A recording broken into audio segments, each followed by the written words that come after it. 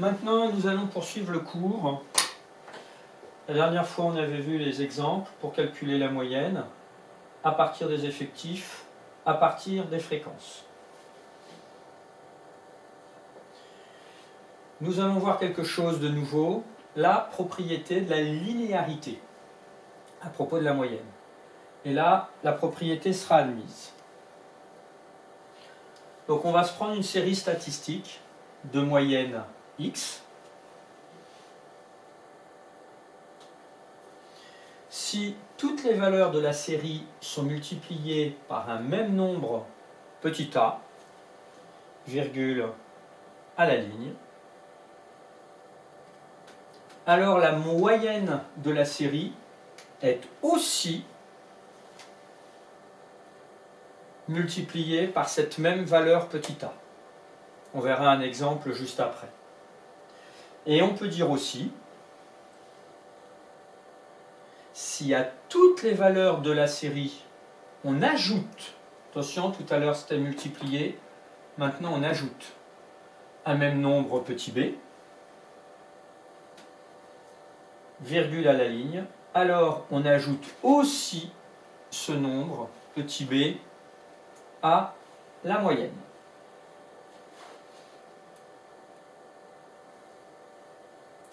On va voir deux exemples. Je suis étonné, il devrait y avoir un trait rouge dans la marge. Il va peut-être apparaître après, je ne me souviens plus. Premier exemple, premier astérix. Lors d'un examen, la moyenne des notes est 8,3. Et puis, suite à une erreur de sujet, le jury décide d'augmenter de 20% toutes les notes.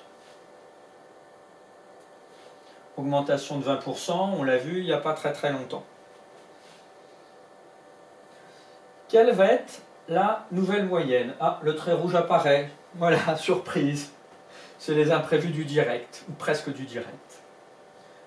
Donc vous le rajoutez bien si tu ne l'avais pas mis. Donc, revenons-en à notre exercice. La nouvelle moyenne va être de combien? Je te laisse regarder un petit peu ce qu'on vient d'écrire juste avant. Déjà, une augmentation de 20%. Ça veut dire qu'on multiplie par 1 plus, puisque c'est une augmentation 20%, et 1 plus 20%, ça fait 1,2. C'est très bien. Donc, la moyenne, elle va devenir 8,3 fois 1,2 égale 9,96.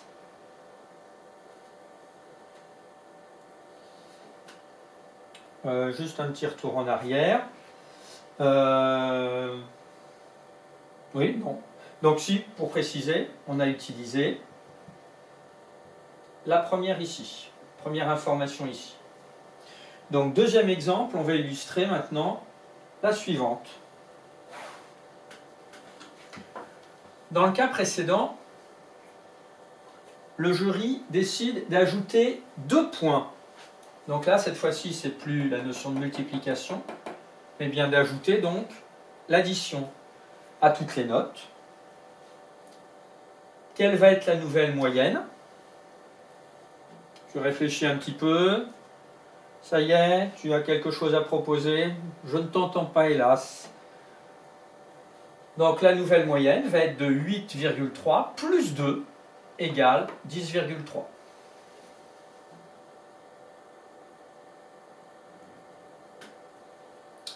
Grand 3, indicateur de dispersion, l'écart interquartile, ça se lit comme ça, interquartile, et on va commencer par deux définitions dont on aura besoin pour pouvoir trouver l'écart interquartile. Comme d'habitude, on va se prendre une série statistique, et là encore, comme pour la médiane, on va les ranger dans l'ordre croissant. C'est important, j'ai souligné. Premier astérix pour la première définition. On appelle premier quartile, qu'on note Q majuscule et un petit 1 en indice. la plus petite valeur de la série, telle que au moins 25% des valeurs sont inférieures ou égales à Q1. Attention, j'ai bien souligné, je vais même le mettre en rouge parce que ça, c'est quelque chose que vous avez tendance à oublier dans vos rédactions et surtout dans les interprétations. Au moins 25% sont inférieurs ou égales. Attention, ce n'est pas tout à fait comme la médiane. Hein. Là, c'est au moins 25%. Bon.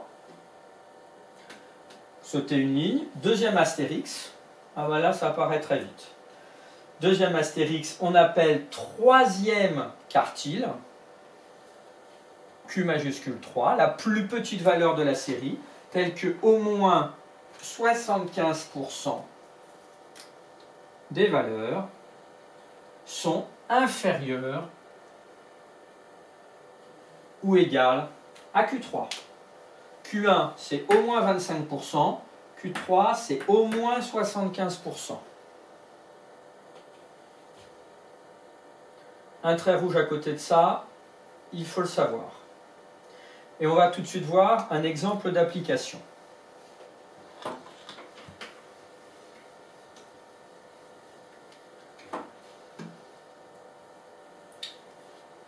Voilà un exemple, on va repartir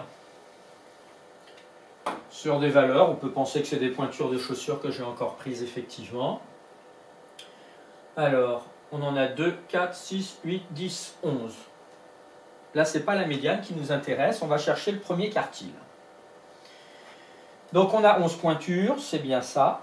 Le premier quartile. Donc on a dit que c'était au moins 25%. Donc pour Q1, on va prendre 25% de l'effectif total. 25% de 11. 25% des 11 pointures. Là, on le calcule soit de tête, soit à la calculatrice. C'est aussi, j'en profite pour le rappeler, 25%, c'est aussi un quart.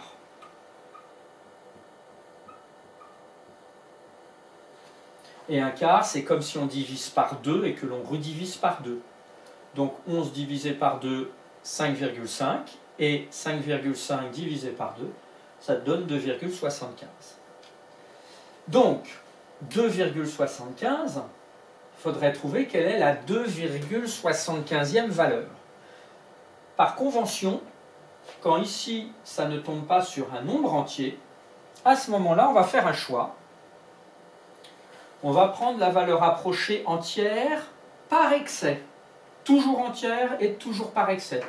Excès, c'est ce qui est un peu plus grand. Donc, quelle est la valeur entière par excès? Oui, tout à fait, c'est 3. Je ne sais pas qui a répondu, mais c'était juste.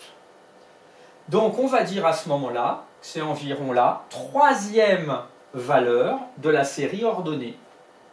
Et si on prend la troisième valeur, regardez par ici, 1, 2, 3, ça sera 38. Donc, Q1 égale 38.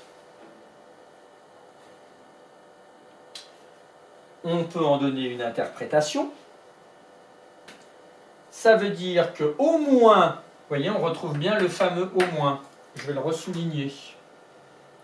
25% des pointures sont inférieures ou égales à 38. Ensuite, on va chercher Q3. Donc en dessous, je te propose au crayon à papier. Tu vas le rédiger, tu vas trouver tout ça au crayon à papier, ainsi que l'interprétation. Et seulement après, tu regardes ce que je mets sur le cahier sur la vidéo projection. Donc là, tu mets sur mode pause. Alors, on reprend. Troisième quartile. Q3, c'est 75%, toujours des 11 pointures. 8,25, mais il nous faut une valeur approchée entière par excès. Donc, qu'est-ce qui est entier un tout petit peu plus grand? C'est la 9e valeur de la série ordonnée, soit Q3 égale 1, 2, 3, 6, 7, 8, 9. Oui, je sais bien compter, merci. 9, donc c'est 43. L'interprétation, ben, je pense que tu as dû l'avoir juste, ou sinon tu la corriges. Au moins 75% des pointures sont inférieures ou égales à 43. Donc voilà pour cet exemple.